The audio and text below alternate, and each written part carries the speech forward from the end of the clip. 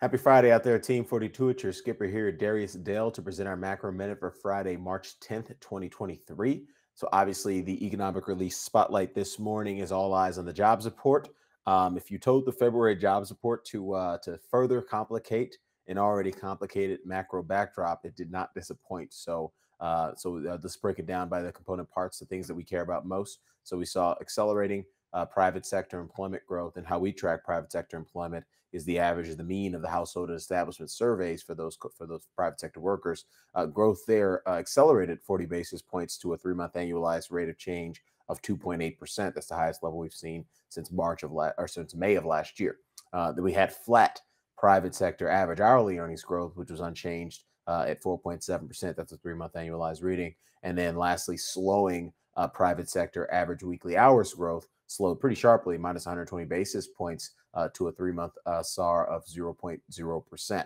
And so when you productize those three features, you wind up with private sector labor income, which decelerated 80 basis points to a 3-month annualized pace of 7.5%. Now, that's a decent deceleration as it relates to the Fed getting what it wants out of this labor report, as it relates to not having to accelerate to 50 basis points at the March FOMC. But recall that 7.5% 3-month annualized, this is data through February, 3-month annualized, that's still faster than the cyclical trend, the 6-month moving average at 6.1%, and the structural trend at 10-year moving average at 5.1%. So we're still a decent amount of hay to bail to get employment, to get private sector labor income growth back to its cyclical and structural trends. It's still trading above that.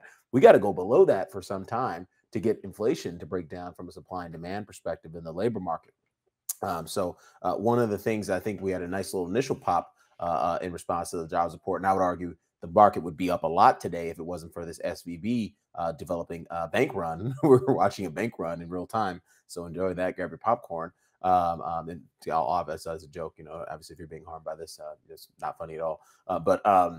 So anyway, going back to this labor report, I think the market would have been up a lot if only because we saw the Goldilocks soft landing type scenario espoused in this jobs report. So we effectively had a modest increase in the unemployment rate that was perpetuated by a significant increase in the labor force participation rate as opposed to job loss.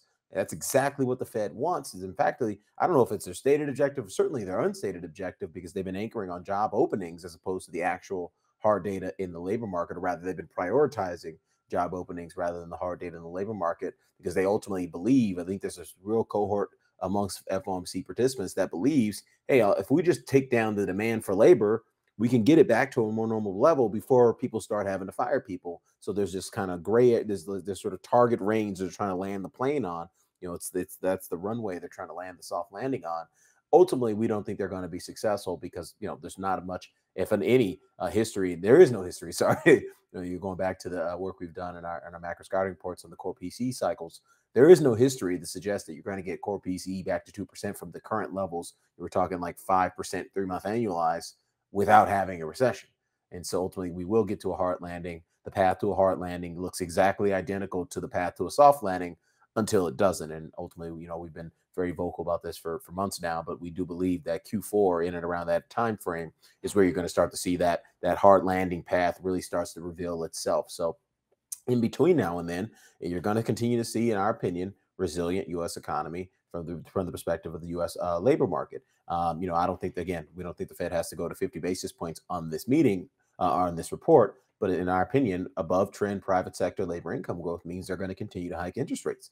And all it's going to take is, a few more 25 basis point rate hikes in the labor market hanging in through August, to get to 6% from a terminal Fed funds rate target. Now, we don't have to go to 6%. I just threw that number out there because I think that's how resilient the economy is. And based on the calendar, it's probably likely that they're going to be hiking in September. But even if they're not hiking in September, who cares what the terminal Fed funds rate is? What we know is that the markets can hang in the context of a resilient economy and not having to price in phase two. Now, again, I'll tell you, I'll be the first person to tell you, as all the work we do on the macro side, I don't have time to understand dynamics with respect to SVB, nor will I report them to you because we are not registered to provide research on single name securities.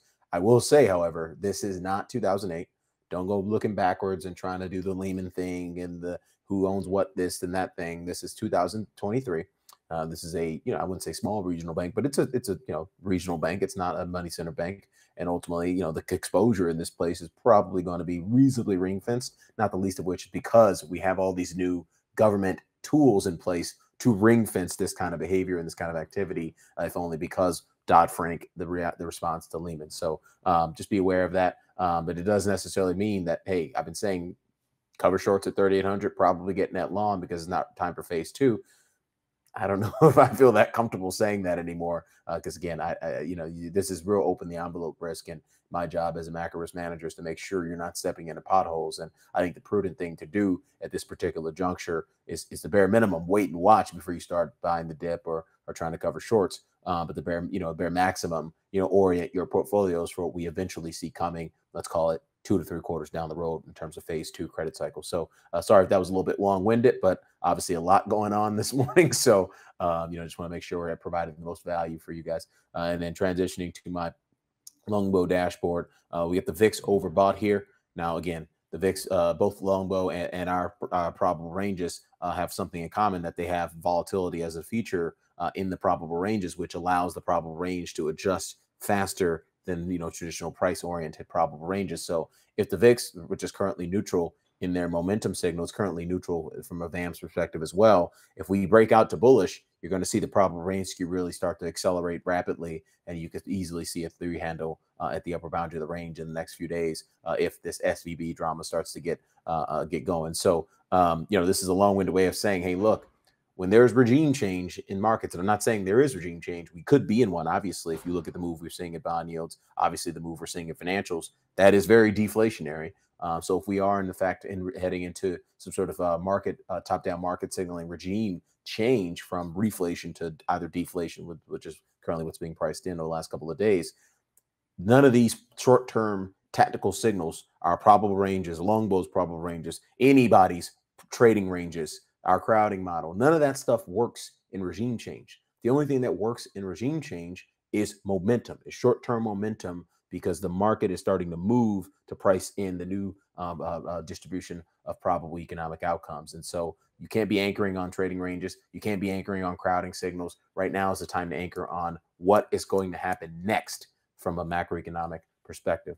So I just want to make sure everyone's learning from the mistake, not just ours, but everyone's made these kinds of mistakes past, which is why our probable range, from the academic literature that I've studied to produce that model, it's one of the common themes of regime changes. You start to get very extreme deviations in short-term price momentum, which is usually that's the kind of thing that breaks shorter-term technical signaling models. And anyway, wrapping up with our KISS portfolio construction exposure. So keep in mind everything I just said about our probable range model, sort of being quantitatively linked to our volatility adjusted momentum signal. Again, if you have a bullish VAMS asset, that means it has a positive skewness distribution. A neutral VAMS asset has a Gaussian skewness distribution, and a bearish VAMS asset has a negative skew in its distribution. So when you talk about things being oversold, like VO, those mid caps, IDWM small caps, high beta, please don't touch that with a 10-foot pole unless you're betting on a short squeeze next week. Momentum, consumer discretionary,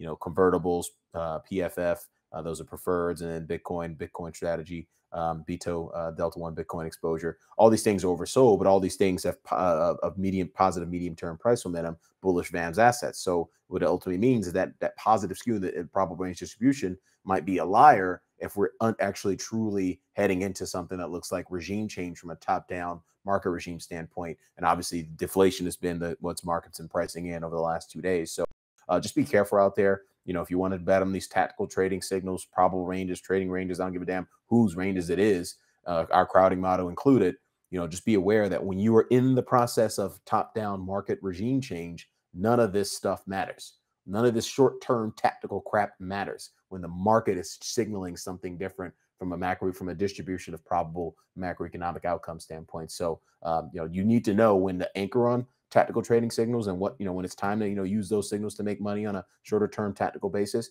And you need to understand when it's time to, hey, ignore that. Let me pause, wait, get to the sideline and understand, hey, look, something might be changing here, judging by the 25 basis point move we've seen in the bond market in the last 2 days. So just want to make sure everyone's aware of that. There's times to do a lot, there's times to do a little, but there's always time to be a proper risk manager as it relates to managing macro cycle risk. And that's what we are here to help you do. So Darius Dale signing off our macro minute for Friday, March 10th, 2023. Best of luck out there and have a great weekend. We'll catch you back here on Monday. Cheers.